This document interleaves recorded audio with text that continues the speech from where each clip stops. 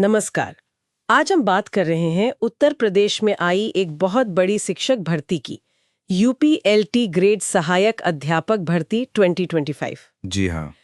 हमारे पास इसके विज्ञापन और कुछ जरूरी दस्तावेज हैं, तो आज कोशिश करेंगे कि इसमें से सारी अहम जानकारी निकालकर समझें कि ये मौका आखिर है क्या। बिल्कुल, और ये भर्ती इसलिए भी बहुत खास है क्योंकि इतने बड़े लेवल पर ये 2018 के बाद मतलब काफी सालों बाद पहली बार हो रही है। अच्छा। और करा कौन रहा है? उत्तर प्रदेश लोक सेवा आयोग, मतलब हाँ। यूपीपीएससी। हाँ तो उम्मीदें बहुत हैं इससे। हाँ, यूपीपीएससी करा रहा है तो प्रक्रिया भी ठीक ठाक रहने की उम्मीद है। तो सबसे पहले ये देखते हैं कि पद कितने हैं, मौके कितने हैं। हाँ, ये सबसे जरूरी है। कुल 7,466 पद हैं। इसमें पुरुषों के लिए 4,860 और महिला शाखा के लिए 2,525 पद हैं। और दिव्यांगजनों के लिए भी 81 पद रखे गए हैं। ये सारे पद सहायक अध्यापक यानी एलटी ग्रेड के हैं। 7,466 पद, ये वाकई 2018 के बाद एक बहुत बड़ी संख्या है। हाँ, काफी बड़ी है। इसका मतलब ये हुआ कि जो लोग सालों से तैयारी कर रहे थे उनके लिए तो खैर एक सुनहरा मौका है ही, पर यह भी दिखाता है कि कंपटीशन कितना तगड़ा होने वाला है। सही कहा। अच्छा, तो इस मौके को भुनाने के लिए तारीखें क्या है, मतलब कब से कब तक आवेदन कर सकते हैं? देखिए, ऑनलाइन आवेदन 28 जुलाई 2025 से शुरू हो चुके हैं। अच्छा, शुरू हो गए? जी, और ये चलेंगे 28 अगस्त 2025 तक। पूरा एक महीना है। और अगर फॉर्म भरने में कोई गलती हो जाती है तो सुधार के लिए 4 सितंबर 2025 तक का वक्त दिया गया है। ठीक है।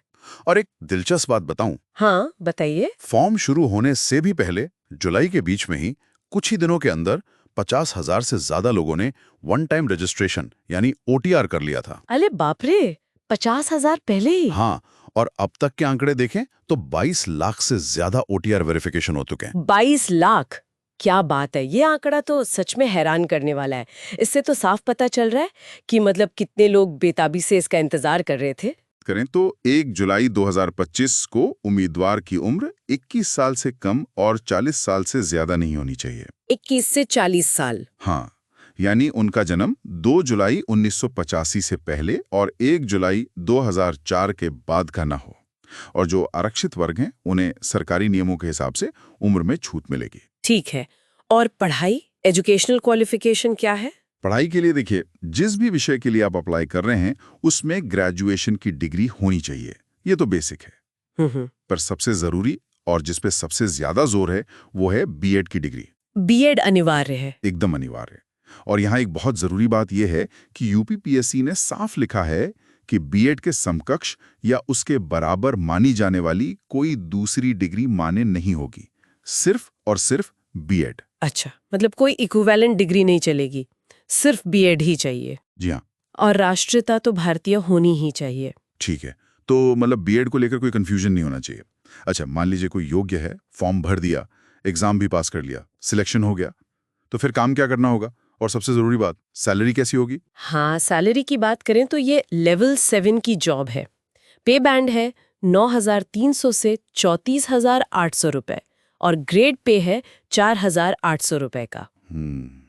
इसके ऊपर महंगाई भत्ता यानी डीए, मकान किराया भत्ता, एचआरए और दूसरे सरकारी भत्ते जुड़ेंगे, तो कुल मिलाकर एक अच्छी खासी सैलरी बन जाती है शुरू में ही। सुनने में तो काफी अच्छा लग रहा है। और काम की बात करें तो ये शिक्षक राजकीय इंटर कॉलेजेस यानी जीआईसीज और राजकीय बालिका इंटर कॉलेजेस यानी जीजीआईसीज में पढ़ाएंगे। अच्छा, सरकारी स्कूलों में? जी, सरकारी इंटर कॉलेजों में क्लास 6 से 10 तक के बच्चों को अपने विषय पढ़ाएंगे, जैसे हिंदी, अंग्रेजी, गणित, विज्ञान, सामाजिक विज्ञान, कंप्यूटर, संस्कृत वगैरह। ये एक परमानेंट और काफी सम्मानित सरकारी नौकरी है। बिल्कुल।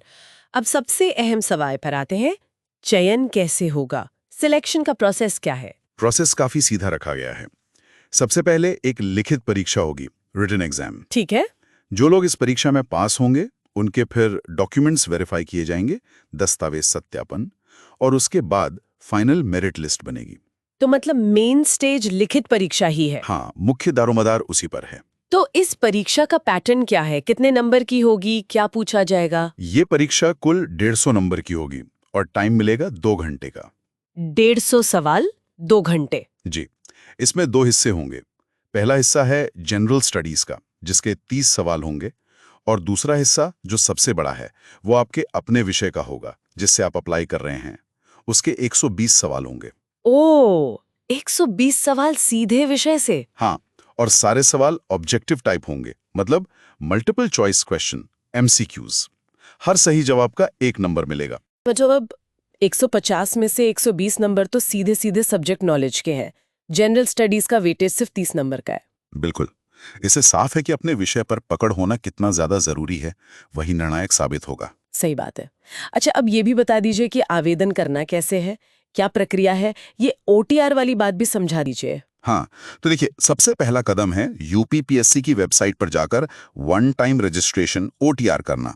अगर किसी ने पहले से नहीं किया है तो ये अनिवार्य है। OTR नंबर जरूरी है। जी, वो नंबर मिलने के बाद ही आप असली एप्लीकेशन फॉर्म भर पाएंगे, जो 28 जुलाई से 28 अगस्त के बीच भरना है। ठीक है। फॉर्म भरते समय अपनी सारी जानकारी देनी होगी, जरूरी डॉक्यूमेंट स्कैन करके अपलोड करने होंगे, जो भी फीस है वो जमा करनी होगी और फिर फाइनल सबमिट करना होगा। और अगर कोई गलती हो जाए तो जैसा बताया था, 4 सितंबर तक उसमें सुधार करने का मौका मिलेगा। तो समझदारी इसी में है कि OTR पहले से करके रख लें, खासकर जब 22 लाख लोग पहले ही कर चुके तो वेबसाइट पर लोड भी बढ़ सकता है बाद में। निश्चित रूप से OTR पहले कर लेना बहुत जरूरी है।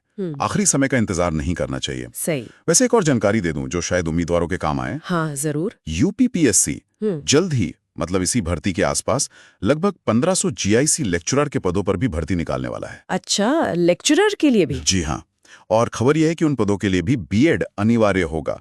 तो जिनके पास BEd है उनके लिए एक और मौका आने वाला है। ये तो बहुत अच्छी खबर है। हाँ, और आरक्षण वगैरह के जो नियम हैं या निवास संबंधी छूट हैं, वो सब उत्तर प्रदेश सरकार के जो मौजूदा नियम हैं उसी हिसाब से लागू होंगे।